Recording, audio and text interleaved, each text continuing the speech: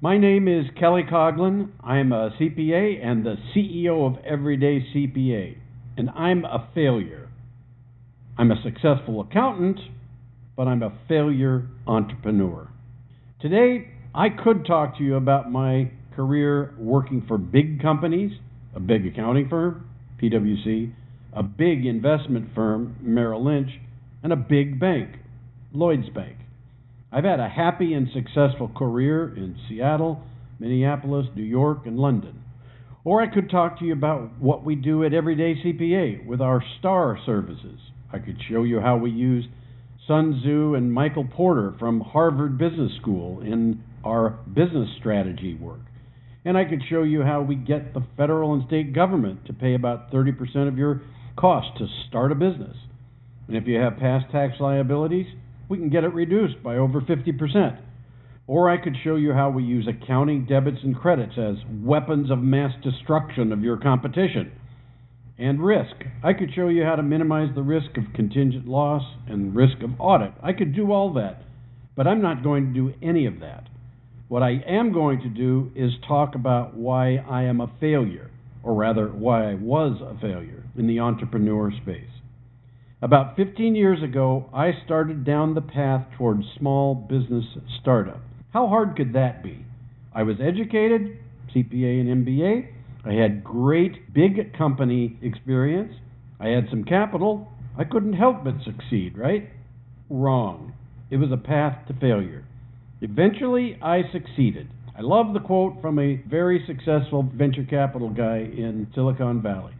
Fail often so you can succeed sooner. In 2013, I sold a financial technology company I started in Minneapolis.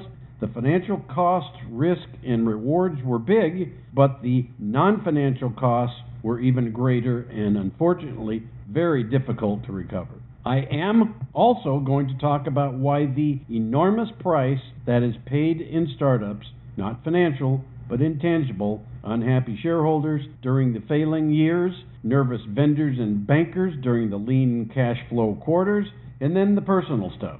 The day-to-day stuff that causes failed marriages, poor relationships with children, and unhealthy diet and exercise. These are the true costs. It is helping entrepreneur wannabes mitigate these costs that is my sweet spot passion today. It is what I call TNT, Tactics Need Timing. Based on my experience as a failure, getting TNT right or wrong will determine what the true cost will be. Is the cost limited to financial investment and opportunity costs? That is the cost of not doing something else while you're pursuing this new idea or dream? Or is the cost fully burdened with the carnage from failed relationships with vendors, spouses, and children, coupled with bad health and diet? Tactics need timing. What tactics will you implement and utilize in your plan? How will you incubate your business? Will you outsource to start it, or will you do it yourself?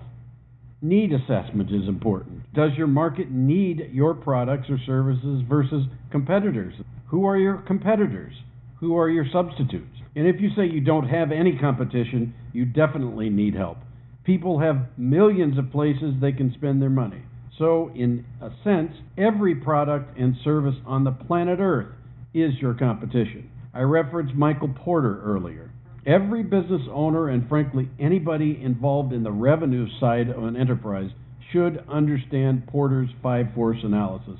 Rivals, substitutes, buyers, suppliers, and new entrants. These are the 5 forces that need to be understood before launching a business. And that leads to the last one, timing. It's the one most easily controlled, and fortunately, it's the most important. In 1812, Napoleon had his million-man Grand Armée ready to take on the Russians. Napoleon was a brilliant military strategist, but he made a critical tactical mistake that cost him about 600,000 men's lives, and ultimately, some historians say, cost him the war. His timing was bad. He launched his march on Moscow way too close to the winter season in Russia, and ridiculously cold weather completely harmed his ability to win. Bad timing. In the startup world, it translates into, for example, Maybe if your wife is due in 6 months, don't leave your job yet to start the deal. Rather, outsource some things and work the deal at night. Tactics need timing. TNT doesn't necessarily determine whether your path is one of failure or success. Rather, TNT determines how rough the road is. How many people did you hit and hurt along the way? And how happy and healthy you are during the journey, and how happy and healthy you are when you finish and arrive.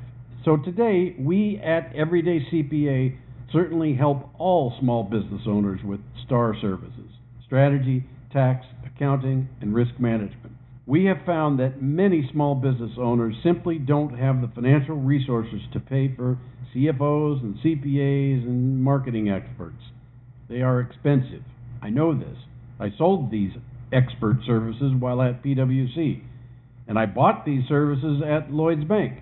But what I personally really love to do is help the entrepreneur family, a startup idea they want to monetize, or the entrepreneur who simply wants to stop working for the man, or the entrepreneur who is retiring and wants to stay in the game, in part, frankly, because he knows the stats. It is more likely he will die within 24 months if he gets out of the game. Some of you know I like to box and I like to run 5Ks and 10Ks.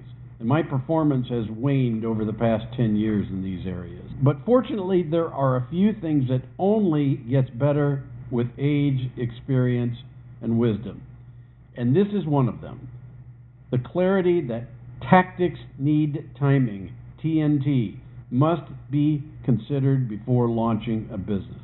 And getting this right will determine not only what the easily recoverable financial cost will be, but more importantly, it will determine the personal and relationship cost that no business transaction will ever recover. Thank you for your time.